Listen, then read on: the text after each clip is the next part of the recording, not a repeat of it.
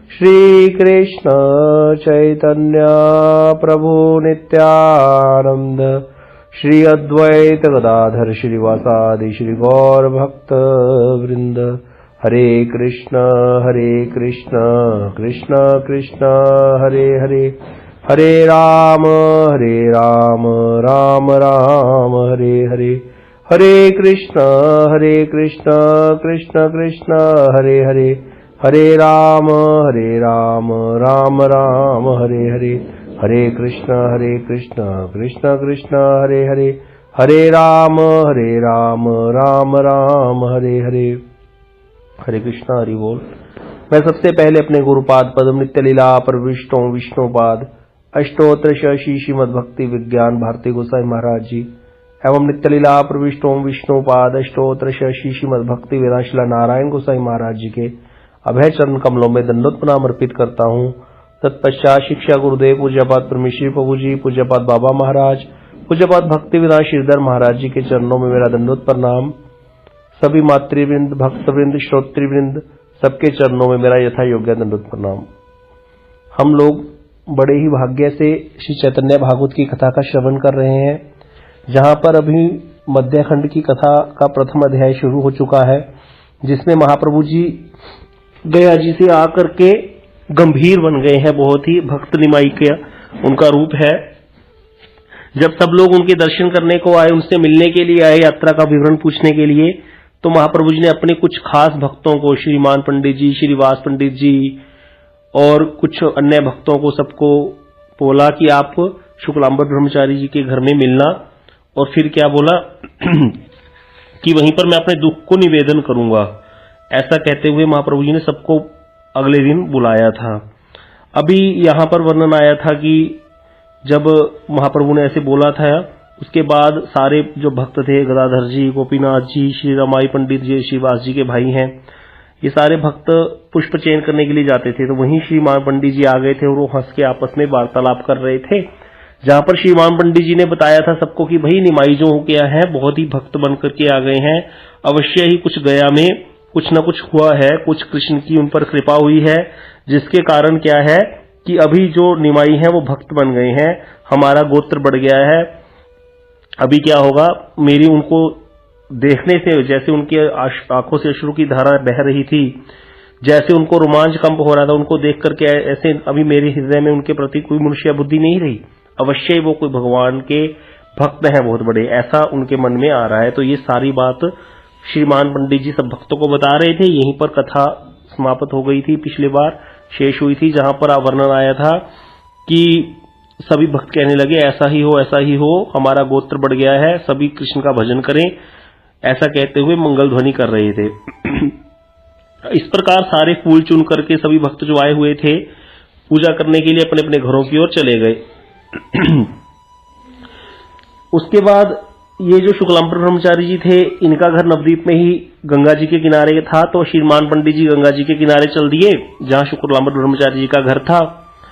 और शुक्लांबर ब्रह्मचारी जी के घर में महाप्रभु जी अपने दुख को निवेदन करेंगे, अर्थात अपना कुछ अनुभव बताएंगे। महाप्रभु ने बोला था कि मेरे साथ ऐसा क्या हो गया।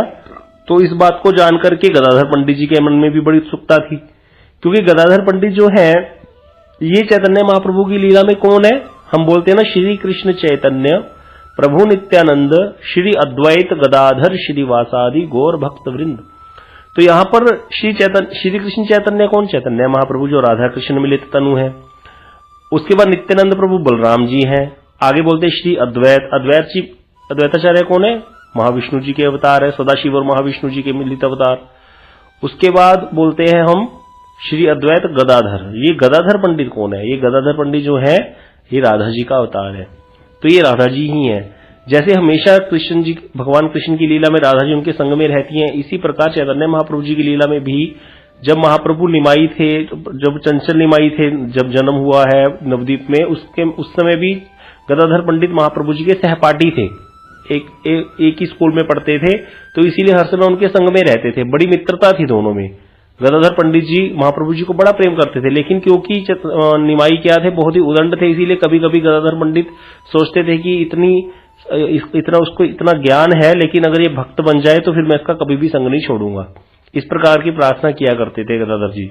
लेकिन जब गदाधर जी बड़े हो गए थे तब थोड़ा कम हो गया था उस तरह से, क्योंकि निमाई क्या थे, उदंड थे, अर्थात वो क्या करते थे, हर समय उनसे पूछते रहते थे कुछ ना कुछ शास्त्रों पे और फिर उनको हराते थे, तो इसीलिए उस एंगल से थोड़ा दूर रहते थे। अदरवाइज महाप्रभु के प्रति उनका स्वाभाविक ही प्रेम था निमाई के प्रति। तो जब यहाँ पर गदाधर जी को पता चला कि निमाई क्या हो गए, भक्त हो गए हैं, बड़े ही क्रंदन कर रहे थे, जब श्रीमान पंडित जी से ये सारी बातें उन्होंने सुबह सुबह फूल चुनते हुए सुनी तो उनके मन में तो बड़ा ही लोभ हो गया और उनको तो उनकी तो इच्छा पूरी हो गई। तो चाहते ही ये थे कि निमाई भक्त बन जाए, क्योंकि गदाधर पंडित बचपन से ही बड़े विरक्त थे, अकेले बैठ करके कृष्ण का भजन करते रहते थे हर समय, बहुत भक्त थे ये। वर्णन आया था इनके घर में श्री ईश्वरपुरी पाद जी का भी आगमन हुआ था एक बार। तो यहाँ पर ये जो गदाधर पंडित है, ये जब इन्होंने ये बात सुनी तो ये शुक्लांबर जी के घर की ओर चल दिए, इनको भी पता चला। अब इनके मन में क्या आया कि क्योंकि इनको तो महाप्रभु ने नहीं बुलाया था तो ये छिप करके बैठ गए थे। तो बोलते हैं कृष्ण के विषय में क्या आख्यान कहते हैं कि क्या हुआ वहां पर ऐसा गया जी में, तो जाकर सुनो तो सही। ऐसा विचार करके शुक्लांबर ब्रह्मचारी के घर में जाकर छिप गए और उसके बाद सदाशिव, श्री मुरारी, श्रीमान पंडित, शुक्लांबर जितने भी भक्त थे सारे वहां आकर मिले शुक्लांबर जी के घर में। तो शुक्लांबर जी तो थे ही, बाकी सारे भक्त भी वहां आ गए। और इसी समय क्या हुआ, उतनी थोड़ी देर में ही महाप्रभु द्विजराज विश्वम्बर भी वहां पर आकर बैठ गए। सभी एक दूसरे के साथ वार्तालाप करने लगे, बड़ा आनंद हुआ। अब बता रहे हैं, परंतु प्रभु में तनिक भी बाह्य दृष्टि नहीं थी। बाह्य दृष्टि अर्थात उनको कोई बाह्य ज्ञान नहीं है, अर्थात जैसे बाह्य ज्ञान होता है ना, हम संसार में रहते तो बहुत सारी बातें करते हैं, वो कैसा है, ये कैसा है, वो उसका क्या हुआ, इसका क्या हुआ, इसको कहते हैं बाह्य ज्ञान, संसारिक चर्चा करना। और एक होता है एक व्यक्ति बस आ तो गया, बीच में बैठ गया, लेकिन ध्यान कहीं और है, और वो सुन भी रहा है, बोल भी रहा है, लेकिन उसको कुछ बीच में इन्वॉल्वमेंट उस तरह से नहीं है, क्योंकि उसका ध्यान कहीं और ही है। तो यही महाप्रभु का भी ऐसे ही है। महाप्रभु क्या है, अपने कृष्ण भक्ति में ही लीन है। तो भक्तों को देखते ही वे भक्ति लक्षण सूचक श्लोकों को पढ़ने लगे। भक्तों को देखते ही भक्ति के रिलेटेड श्लोक पढ़ने लगे। कैसे श्लोक, जैसे एक श्लोक है, सर्वोपाधि विनिर्मुक्तम तत्प्रत्वेन निर्मलम ऋषिकेन ऋषिकेश सेवनम भक्तिरुच्यते, अन्य अभिलाषिता शून्यम ज्ञान कर्म माध्यनावृतम आनुकूल्यन कृष्णानुशीलनम भक्तिरुत्तमा। ये श्लोक क्या है, भक्ति की महिमा को उजागर करने वाले श्लोक है कि सभी उपाधियों से निर्मुक्त होकर निर्मल जो भगवान के इंद्रियों से जो भगवान की भक्ति की जाती है, किसके लिए, सेवा करने के लिए भगवान की, उसको ही भक्ति बोला गया। कोई और अन्य कामना के लिए नहीं कि मुझे मोक्ष मिल जाए या मुझे संसारिक भोग मिल जाए, वो तो क्या हो गया, व्यापार हो गया। ना मोक्ष की कामना, ना किसी अन्य संसारिक वस्तु की कामना। तो फिर किसके लिए भक्ति की जाए, भगवान की सेवा की प्राप्ति के लिए भक्ति की जाए, उस भक्ति को ही शुद्ध भक्ति बोला गया। इस प्रकार के श्लोक महाप्रभु जी उच्चारण कर रहे थे। अब फिर महाप्रभु एकदम से विह्वल हो गए, कृष्ण कृष्ण कह करके बोलने लग गए, जिन ईश्वर को मैंने प्राप्त किया था वे मेरे प्रभु कहां चले गए। और यह कहते हुए खंबे का आलिंगन करके गिर पड़े, एक खंबे को जो है गले लगाने लग गए। कौन, चैतन्य महाप्रभु जी। प्रभु के आवेश से घर का खंबा ही टूट गया। कृष्ण कहां है ऐसा कहकर प्रभु गिर पड़े, उनके केश बिखर गए। हा कृष्ण कहकर गिरते ही सारे भक्त, प्रेम में भक्त भी जितने थे, प्रभु जैसे प्रभु गिरे उसी प्रकार सारे भक्त भी हा कृष्ण कहते हुए गिर पड़े। और घर के भीतर छिपे हुए गदाधर भी मूर्छित हो गए। कौन किस ओर पड़ा है, किसी को अपने प्राय का बोध ही नहीं रहा, क्योंकि ये तो भक्त पहले से बहुत बड़े भक्त हैं सारी, और यहाँ पर भगवान ने भी अपने आप को भक्त के रूप में प्रकाशित करना शुरू कर दिया। सभी कृष्ण प्रेम के आनंद में मूर्छित हो गए। यह देखकर गंगा जी देवी विस्मित होकर हंसने लगी। गंगा देवी कहाँ बहती है, नवदीप में ही बहती है, और यहाँ शुक्लांबर जी का घर कहाँ है, गंगा जी के किनारे ही है। तो गंगा देवी भी हंसने लगी, क्योंकि भक्तों का मिलन हो रहा है, तो बड़ी सुंदर गोष्ठी हुई है, अभी कुछ बात भी नहीं हुई। हा कृष्ण कहते हुए महाप्रभु जी ने खंबे को आलिंगन किया, खंबा टूट के गिर गया, महाप्रभु भी गिर गए। ऐसा देख करके सारे भक्त भी प्रेम में मूर्छित हो गए। और ऐसे ही क्या हुआ, कुछ ही क्षणों में बाह्य ज्ञान होते ही महाप्रभु फिर कृष्ण कृष्ण कहते हुए क्रंदन करने लगे, बहुत रोने लग गए। हे कृष्ण, हे मेरे प्रभु, आप कहां चले गए, इतना कहकर प्रभु भूमि पर गिर पड़े। अब महाप्रभु क्या कर रहे हैं, कृष्ण प्रेम में क्रंदन कर रहे हैं, और सारे भक्त भी उनको घेर करके क्रंदन करने लगे, सभी रोने लग गए। अब कोई बात हुई नहीं, यहां पर महाप्रभु ने बोला था कोई बात करूंगा, लेकिन यहां कृष्ण कृष्ण कहते हुए, जैसे महाप्रभु पहले सबने देखा था महाप्रभु जी को रोते हुए, भी सभी भक्त भी उसी प्रकार से क्रंदन करने लग गए। अनेकों बार प्रभु का शरीर पछाड़ खाकर भूमि पर गिर पड़ा, किंतु प्रभु अपने प्रेम में कुछ भी जान नहीं पाए कि वो कितनी बार गिर गए हैं। उनको शरीर की सुध ही नहीं है। अभी क्या हुआ, कीर्तन की ध्वनि होने लगी, सभी कीर्तन करने लगे, भक्तवृंद प्रेम से रोने लगे। शुक्लांबर का घर क्या हो गया, प्रेममय हो गया। प्रेममय का अर्थ क्या होता है, प्रेममय अर्थात जल में, जैसे हम कहते हैं ना, इतना बारिश हुई कि सारी जगह पर धरती जलमय हो गई। जलमय हो गई अर्थात जल नहीं बन गई, जलमय हो गई, सब जगह जल ही जल हो गया। इसी प्रकार इतना प्रेम बढ़ा, इतना आनंद बढ़ा कि घर सारा प्रेममय हो गया, प्रेम ही प्रेम छा गया सारे घर में, शुक्लांबर जी के घर में। कुछ क्षणों में फिर महाप्रभु स्थिर होकर बैठ गए, फिर भी उनके नेत्रों से अश्रुधारा बहती ही जा रही थी। तब उन्होंने पूछा, घर के भीतर कौन है? अब महाप्रभु तो अंतर्यामी है, उनको सब पता है गदाधर जी कहां छुप के बैठे हैं। बोले घर के भीतर कौन है? तो ब्रह्मचारी जी ने कहा, आपके गदाधर है। कितना सुंदर वाक्य है, आपके गदाधर है, क्योंकि महाप्रभु जी का तो गदाधर जी से बड़ा ही प्रेम है। अब गदाधर पंडित जी मस्तक नीचा करके रो रहे थे, क्रंदन कर रहे थे। यह देखकर प्रभु बड़े ही संतुष्ट हुए, बोले, गदाधर तुम सुकृतिवान हो, जो कि बचपन से ही तुमने श्री कृष्ण में दृढ़मति कर रखी है। मेरा जन्म तो ऐसे ही व्यर्थ सुख के भोग में चला गया। देखो महाप्रभु क्या भक्त की महिमा। गदाधर पंडित जी तो बचपन से ही भक्त थे, हमेशा इनको कहते थे तुम कृष्ण भजन करो, कृष्ण भजन करो। ये लेकिन महाप्रभु कहते थे जब तुम्हारी कृपा से कभी करूंगा, हाँ ठीक है करूंगा, और फिर उदंड बन के कभी कुछ करते थे, कभी कुछ। हमने सब लीलाएं सुनी है। तो यहाँ पर महाप्रभु कह रहे तुम बड़े सुकृतिवान हो, क्योंकि महाप्रभु ये भक्त हो गए हैं। तब उनको एक भक्त की भूमिका करते हुए उसको कह रहे हैं कि देखो मैंने अपना इतना समय ऐसे ही नष्ट कर दिया।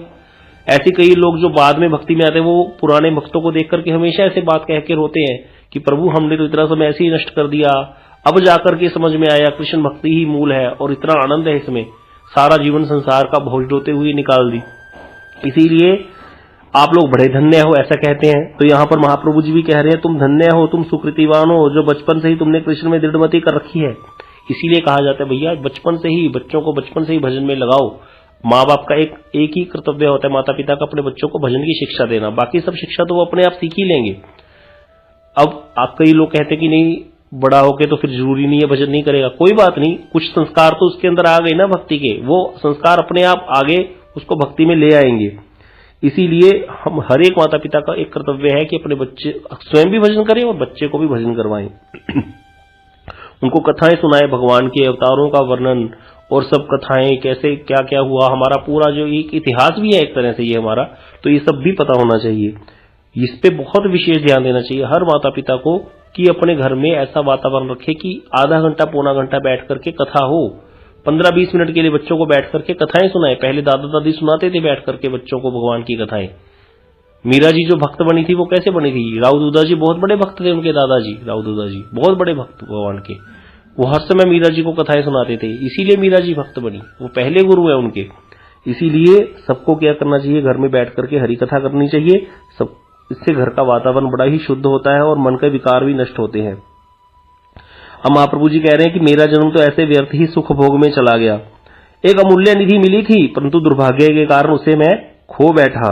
इतना कहकर फिर भूमि पर गिर पड़े और सर्वसेव्य उनका वह श्री अंग धूल में लौटने लगा। धूल में लौटने लगा अर्थात क्या हो गए, प्रभु बिल्कुल विह्वल हो गए हैं, उनको पता ही नहीं है कहां पे हूं मैं। अब इस प्रकार से महाप्रभु के अंदर प्रेम के विकार आ रहे हैं, बार बार भूमि पर गिर पड़ते हैं और उनके शरीर के अंग पर कोई चोट का चिन्ह भी नहीं दिखाई दिया। अंतरदशा की स्थिति में बाह्य सुख दुखादि का किंचित मात्र भी अनुभव किया ही नहीं उन्होंने। अब महाप्रभु जी ने गदाधर से कहा कि गदाधर, बाल्यकाल से कृष्ण सेवा की ओर उन्मुख होने के कारण तुम परम सौभाग्यवान हो। तुम्हारी जैसी दृढ़ कृष्ण सेवा में बुद्धि थी वैसी मेरी नहीं थी। मैंने क्या किया, तर्कशास्त्र के अध्ययन में इतने दिन व्यर्थ ही गवा दिए। तर्कशास्त्र करते थे ना महाप्रभु, किसी को कुछ पूछते थे, फिर उसका खंडन कर देते थे, फिर मंडन कर देते थे, फिर खंडन कर देते थे, दोबारा फिर मंडन कर देते थे। ऐसा कहते कहते कहते मैंने तो क्या किया, सारा जीवन व्यर्थ ही गवा दिया। वही सारा समय मैं कृष्ण भजन में भी लगा सकता था। ऐसी एक बार हम कहीं बैठे थे, कोई महाराज जी बैठे थे, तो एक व्यक्ति कुछ बोलने लग गया, महाराज 5 मिनट तो लगते हैं, ऐसे करने में क्या जाता है। तो उन्होंने कहा 5 मिनट, तुम 5 मिनट की बात कहते हो, 5 मिनट में एक माला हो जाती है। वो संत ने बोला कि 5 मिनट में तो एक माला हो जाती है। सही बात है। अगर हम ध्यान दें तो हमारे पास कई लोग कहते हैं 16 माला करने के लिए भी समय नहीं है, और उसी समय में सबको मिले तो 24 घंटे ही है। उसी 24 घंटे में एक प्रधानमंत्री पूरा देश चला देता है, और उसी 24 घंटे में एक मोची सिर्फ जूतियां बनाता है। समय तो सबको ही बराबर मिला है, लेकिन बात यह है कि उस समय का सदुपयोग कौन करता है। तो 5 मिनट, कई लोग कहते हैं ना 5 मिनट खड़े हो गए वहां क्या हो गया, 5 मिनट वहां बात कर ली तो क्या हो गया, लेकिन वही 5 मिनट में भैया एक माला हो सकती है, उससे हमारा परम कल्याण हो सकता है। लेकिन हम समय को वेस्ट ऐसे ही नष्ट कर रहे हैं हर समय। तो इसीलिए समय का बहुत ही, जिस व्यक्ति को समय की कदर करनी आ गई वो भजन में आगे बहुत बढ़ सकता है, वही भजन कर सकता है। जो समय की कदर नहीं जानता वो क्या आगे बढ़ेगा, भक्ति क्या करेगा। अब प्रभु क्या कर रहे हैं, बार बार क्या कर रहे हैं बाह्य दशा में लौटते हैं लेकिन फिर बार बार गिर पड़ते हैं। अब दैव कृपा से उन पछाड़ों के कारण उनका नाक मुंह बच जाते हैं। अगर कोई व्यक्ति एक बार भी गिरे तो उसके शरीर पे चोट लग जाएगी, लेकिन यहां महाप्रभु के कोई चोट नहीं लग रही, क्योंकि बार बार जब गिरते हैं तो उनका मुख बच जाता है। अब बता रहे हैं कि इतना जल आ रहा है आंखों से, इतना जल आ रहा है प्रभु की नेत्रों से कि नेत्र खोल ही नहीं पा रहे हैं, केवल मुख से कृष्ण कृष्ण पुकार रहे हैं। सभी के गले मिलकर क्रंदन कर रहे हैं, कहते हैं भाइयों कृष्ण कहां है, यह तुम सब मुझे जल्दी से बताओ। और ऐसी आर्त दशा देखी भक्तों ने प्रभु की, तो प्रभु भक्त भी क्रंदन करने लगे, किसी के मुख से कोई वाक्य ही नहीं निकल रहा। प्रभु कहते हैं आप मेरे दुख का खंडन कर दो, गोपेंद्र नंद नंदन को लाकर मुझे दो। इतना कहकर प्रभु दीर्घ श्वास छोड़ते हुए निरंतर क्रंदन कर रहे हैं और केश भूमि पर लौट रहे हैं, लेकिन वे उन्हें भानते ही नहीं। अब यहां पर इस चीज को क्या बोला जाएगा, ये सुख है या दुख है। अब कोई व्यक्ति सुने, बोले लो बताओ कितना रो रहे हैं, अरे यार कृष्ण भक्ति करने का ये फल है, इतना रोना, अरे इतना रो रहा तो हम संसार में नहीं रोए इतना। तो ठीक है कभी दुखी हो जाते हैं, कुछ वस्तु नहीं मिलती, कोई खाने को कम मिल जाए कभी, या कोई वैसे विपदा आ जाए, लेकिन रोते तो इतना तो नहीं रोते। अरे ये तो क्या ठाकुर जी, क्या भगवान एक भक्त की भूमिका निभाते हुए कितना रो रहे हैं, अगर इतना रोना है फिर ऐसा कृष्ण भक्ति का क्या फायदा। ये रोना नहीं है वास्तव में, ये आनंद है, ये आनंद उद्वेग कर रहा है, ये सुख के आंसू है, दुख के आंसू नहीं है। आत्मा को इतना आनंद हो रहा है, इतना आनंद हो रहा है कि शरीर में वो फिर शरीर से संभाला नहीं जा रहा, इसीलिए उसमें कुछ कुछ विकार आ रहे हैं शरीर में। तो इसीलिए यहां पर बता रहे हैं कि यही सुख है सर्वदिन गेल क्षण प्राय। ये सुख है, इस सुख में सारा दिन एक क्षण के समान व्यतीत हो गया। इस सुख में कैसा सुख है ये, भगवान के विरह का सुख, भगवान के विरह का सुख है ये। तो प्रभु ने जैसे तैसे सबसे विदा ली, आज कोई बात ही नहीं हुई। श्री गदाधर, सदाशिव, श्रीमान पंडित, शुक्लांबर, जितने भी भक्त थे बड़े विस्मित हो गए। अरे ये सारे प्रेम के विकार देखे उन्होंने, प्रभु के इस प्रेम को जिन जिन महानुभावों ने देखा सब अवाक हो गए, और इस अपूर्व प्रेम को देखकर किसी को अपनी देह की सुध भी नहीं रही। सभी भक्त प्रसन्न पूर्वक वैष्णव समाज में आए, मतलब अब और भक्त, ये तो थोड़े से भक्त थे, अब ये बाकी भक्तों के पास चले गए वैष्णव समाज में, और प्रारंभ से लेकर अंत तक सभी बातों का विशेष रूप से वर्णन करने लगे। सबको बताया कि ऐसे ऐसे हुआ, जो निमाई हैं वो निमाई पंडित क्या हो गए हैं, बड़े भक्त हो गए हैं, उन पर कृष्ण की विशेष कृपा हुई है, ऐसा करके सारी बात बताई। सुनकर सभी महाभागवत गण जितने भी थे हरि हरि कहते हुए क्रंदन करने लगे, सब रोने लग गए। एक भक्त और मिल गया हमारे साथ, हमारा परिवार बढ़ गया। अपूर्व प्रेम की बात सुनकर तभी सभी विस्मित हो गए। कोई कहता था कहीं ईश्वर तो नहीं प्रकट हो गए। देखो अभी कुछ कुछ अंदाज लगा रहे हैं, क्योंकि इतने विकार एकदम से देखने को आ गए तो फिर ये साधारण व्यक्ति में तो हो नहीं सकते। तो कोई क्या कहता है कहीं ईश्वर तो नहीं प्रकट हो गए, कोई कहता है निमाई पंडित के स्वस्थ होने पर हम पखंडियों के सिर सहज में ही तोड़ सकेंगे। अब देखो यहां पर ये जो भक्त जिसने ये बोला वो क्यों कह रहे हैं, क्योंकि पाखंडी लोग बहुत तंग करते थे भक्तों को, अरे हरि हरि बोलते रहते हो इसलिए तुम्हारे सारे धन का हरण हो गया है। देखो लोग दुर्गा की चंडी की पूजा कर रहे हैं और कितना माल खा रहे हैं, बढ़िया रहते हैं, बढ़िया बढ़िया गाड़ियों में घूमते हैं, और तुम लोगों के पास कुछ भी नहीं है, शरीर पे कपड़ा भी पूरा नहीं है। ऐसा बोलते थे भक्त लोग, भक्तों को बोलते थे ऐसे पखंडी लोग। तो उनके वाक्य सुनकर के इनका हृदय विदीर्ण हो जाता था, क्योंकि इनके आनंद को कोई जानता नहीं है। ये चाहते हैं भक्त उन पर कृपा करना, लेकिन वो सुनना ही नहीं चाहते, उल्टा इन्हीं के ऊपर पड़े हावी हो जाते थे। तो यहाँ पर ये सारे ये भक्त क्या कहते हैं, अरे अब देखना निमाई पंडित तो बड़े वो थे, तार्किक थे, किसी को भी चुप करा देते थे शास्त्र ज्ञान के द्वारा। बोले अब निमाई जो है जब स्वस्थ हो जाएंगे, अभी तो बहुत अस्वस्थ हैं कि कृष्ण भक्ति का आवेश ज्यादा है उनके अंदर, जब ये थोड़ा आवेश शांत हो जाएगा, भक्त के रूप में एक अच्छी तरह से स्वस्थ होकर के हमारे साथ विचरेंगे, तब हमें कोई पाखंडी अगर कुछ बोलेगा तो ये क्या करेंगे, उसका सर तोड़ देंगे, अर्थात उसको खंडन करके उसको भी शांत कर देंगे, उसको भी भक्ति में ले आएंगे। अब कोई कहता अरे यह तो श्री कृष्ण का कोई गुप्त रहस्य है, इसमें तनिक भी संदेह नहीं है, यह निश्चित जान लो, अर्थात कोई गुप्त रहस्य है, कुछ निकल के आएगा देखना। कोई कहता है इनकी ईश्वरपुरी के संग से ऐसी दशा हुई है, अथवा गया में इनको श्री कृष्ण के दर्शन हुए हैं। अब यहाँ पे तीसरा अंदाजा किसी ने क्या लगाया, भी देखो यहाँ पे या तो ईश्वरपुरी जी इनको मिले तो उनके संग से ऐसे हो गया क्योंकि वो तो बड़े भक्त हैं, या फिर क्या हुआ इनको कृष्ण के दर्शन हुए हैं। इस प्रकार सभी भक्तवृंद नाना प्रकार के बातें बनाने लग गए, बातें करने लग गए, कोई कुछ कह रहा है, कोई कुछ कह रहा है, सब अपने अपने अंदाज लगा रहे हैं। अभी लेकिन सभी मिलकर प्रभु के लिए एक आशीर्वाद कह रहे हैं कि श्री कृष्ण की यह कृपा सत्य हो, सत्य हो, अर्थात ये कोई सपना ना हो प्रभु, ये सत्य ही हो। निमाई पंडित अब भक्त बन गए हैं तो भक्त ही बने रहे, हमें बहुत बल मिल रहा है भक्ति में इससे। फिर सभी आनंदपूर्वक कीर्तन करने लगे। सब अब बैठकर सारे भक्त, यहाँ पर निमाई पंडित नहीं है, महाप्रभु जी नहीं है, यहाँ पर सभी कीर्तन करने लगे, कोई गाने लगा, कोई नाचने लगा, कोई क्रंदन करने लगा। इस प्रकार सारे भक्त हर्ष में विह्वल हो गए और महाप्रभु हैं अपने रस में आविष्ट थे। अब यहाँ पर महाप्रभु जी अपने घर में थे, जब उनको कुछ बाह्य ज्ञान हुआ तो वो गंगादास पंडित जी के घर की ओर चले गए। गंगादास पंडित जी कौन है, अगर किसी को याद हो, ये महाप्रभु जी के गुरुदेव हैं, जिन्होंने इनको जो शांडिल्य ऋषि का इनको शांडिल्य ऋषि नहीं, वो एक ऋषि थे ना जिनसे कृष्ण ने अपना विद्या प्राप्त की थी, सांदीपनि मुनि। सांदीपनि मुनि जी का ही इनको अवतार बोला जाता है, तो ये उन्हीं का आवेश है इनमें। तो ये गंगादास पंडित जी हैं, इनके पास महाप्रभु जी गए हैं, जिनसे ये पढ़ते थे इनके गुरुकुल में। जाते ही प्रभु ने श्री गुरुदेव के चरणों की वंदना की। गुरुदेव ने भी झट से उठाकर उनको आलिंगन कर लिया। गुरुदेव ने कहा, वत्स तुम्हारा जीवन धन्य है, तुमने अपने पितृकुल और मातृकुल का उद्धार कर दिया। ऐसा क्यों बोल रहे हैं, क्या बोले कि तुम्हारा जीवन धन्य है, तुमने मातृकुल और पितृकुल का उद्धार कर दिया। क्यों, मातृकुल अर्थात पूरा पितर, माता, मातामही, पितामही, पिताजी, पिताजी के पिताजी, फिर उसके पिताजी, इस प्रकार सारे पितृकुल का उद्धार कर दिया। क्यों उद्धार कर दिया, क्योंकि गया जी में जाकर पिंडदान कर दिया। तो गंगादास पंडित जी कह रहे हैं कि तुम बड़े धन्य हो। अब निमाई पंडित जी क्या करते थे, पहले गंगादास पंडित जी के विद्यालय में ही पढ़ाते थे, वहां उनके पास कई छात्र थे। हमने सुना था जब महाप्रभु जी बंगलादेश गए थे तो कितने ही छात्र उनके पास पढ़ने आ गए थे। हर रोज नए नए छात्र आते रहते थे पढ़ने के लिए, कितने ही छात्र, असंख्य छात्र थे महाप्रभु जी, जिनको सबको पढ़ाते थे बैठ करके, सबके साथ बड़ा ही आनंद लेते थे। कभी गंगा जी में स्नान करते थे सबके साथ मिलकर के, और बहुत प्रकार के खेल खेलना और सबको पढ़ाना भी। सारे छात्र इतना प्रेम करते थे महाप्रभु जी से, हम निमाई पंडित के बिना किसी और से पढ़ेंगे ही नहीं, चाहे कोई हमें ब्रह्मा जी भी पढ़ाने आ जाए, हम निमाई पंडित से ही पढ़ेंगे, ऐसे वाले छात्र थे इनके। तो वहां पे गंगादास पंडित जी क्या बोलते हैं, तुम्हारे विद्यार्थी तुमको छोड़कर और किसी के पास पढ़ना ही नहीं चाहते, भले ही उनको ब्रह्मा जी क्यों न समझाएं।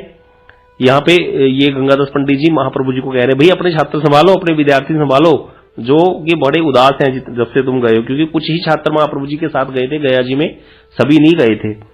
सबके हृदय में आनंद का प्रकाश करने वाले तुम आ गए हो, अब कल से पढ़ाना, आज घर जाओ। कौन बोल रहे हैं, गंगादास पंडित जी बोल रहे हैं कि कल आ जाना, आज अब थोड़ा विश्राम कर लो।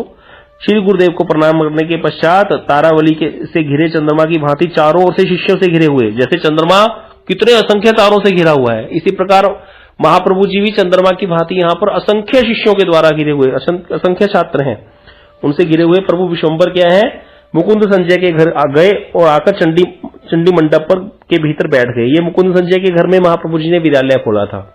ये मुकुंद संजय और पुरुषोत्तम संजय दो भाई हैं, इनके घर में ही महाप्रभु जी ने विद्यालय खोला था, यहीं पर आकर चंडी मंडप पे बैठ गए हैं। अब बता रहे हैं कि सौभाग्यशाली पुण्यवंत श्री मुकुंद संजय को गोष्ठी सहित जो आनंद प्राप्त हुआ उसकी कोई सीमा नहीं है। श्री पुरुषोत्तम संजय को प्रभु ने आलिंगन विद कर लिया। मुकुंद संजय के भाई हैं पुरुषोत्तम संजय, उनको महाप्रभु जी ने गले लगा लिया और बता रहे हैं मुकुंद संजय की बड़ी ही महिमा भाई, क्योंकि चैतन्य महाप्रभु जी इनके घर में जाकर पढ़ाते हैं। प्रभु के अश्रु जल से उनका सारा शरीर भीग गया, सभी नारियां जय जयकार करने लगी। मुकुंद संजय के भवन में परम आनंद छा गया, मुकुंद संजय के घर में आनंद हो गया, सारे लोग यहाँ पर महाप्रभु जी को मिले हैं। सभी के ऊपर प्रभु ने क्या करी, शुभ दृष्टिपात करते हुए महाप्रभु अपने घर आ गए। ये प्रभु का शुभ दृष्टिपात। हम भगवान के दर्शन करने क्यों जाते हैं, कई लोग कहते हैं भगवान के दर्शन करने जा रहे हैं, बिहारी जी दर्शन करने जा रहे हैं, राधा वल्लभ दर्शन करने जा रहे हैं, मदन मोहन दर्शन करने जा रहे हैं। दर्शन करने नहीं बोलना चाहिए, हम क्या दर्शन करेंगे भगवान के, ये तो एक साधारण भाषा में बोला जाता है क्या। इसीलिए हम मंगल आरती में क्या बोलते हैं, शुभ दृष्टि करो प्रभु जगतेर प्रति, जागू के हृदय मोर सुमंगल रति। शुभ दृष्टि करो प्रभु, आप मेरे पर अपनी शुभ दृष्टि डाल दो ताकि मेरे हृदय में सुमंगल रति जाग जाए, ताकि मैं भगवान का भजन कर सकूं आपका। और मेरी विद्या जो है वृत्ति जाग जाए, अविद्या नष्ट हो जाए। अविद्या क्या है? कृष्ण को भूलना ही अविद्या है। इसीलिए बार बार भगवान के दर्शन किए जाते हैं, बार बार भगवान को प्रणाम किया जाता है, परिक्रमाएं की जाती हैं, तुलसी जी की आरती, उनको प्रणाम किया जाता है, ताकि उनकी शुभ दृष्टि इन सब भक्तों की, वैष्णव को प्रणाम किया जाता है, इनके पास जाया जाता है, ज्यादा रहा जाता है वैष्णव के। क्यों? ताकि इनकी शुभ दृष्टि हम पर पड़े।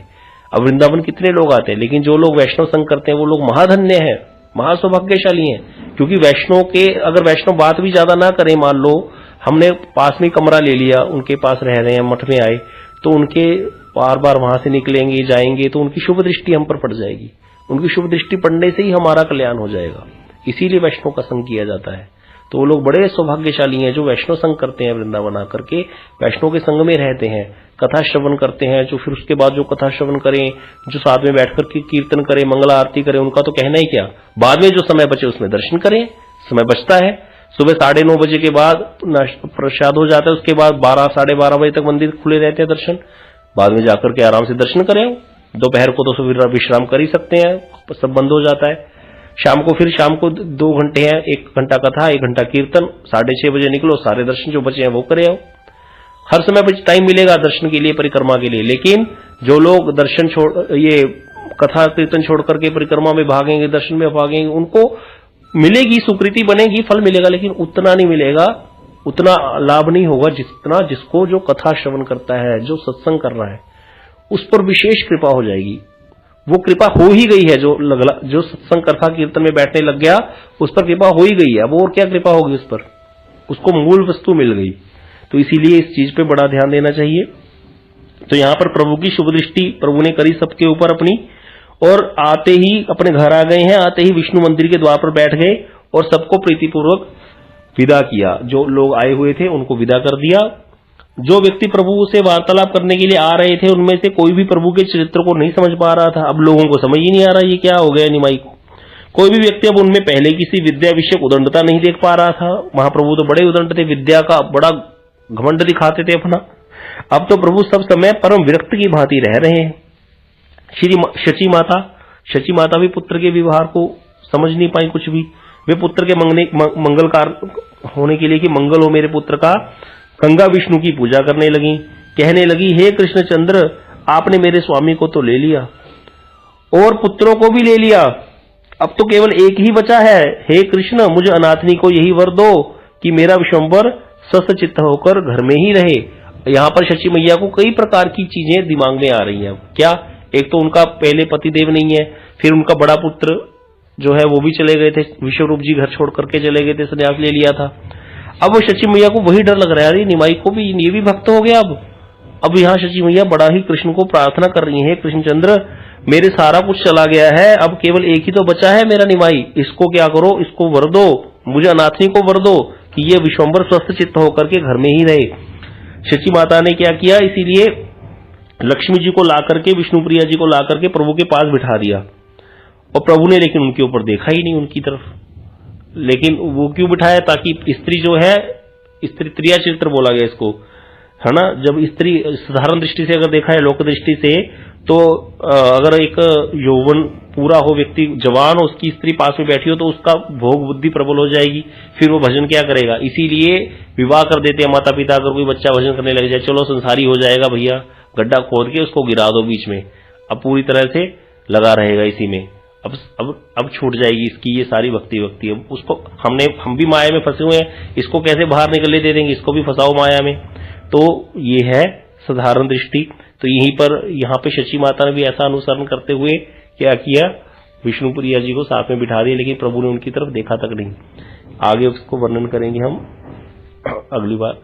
वांछा कल्पतरुभ्यश्च कृपा सिंधुभ्यश्च पतितानां पावनेभ्यो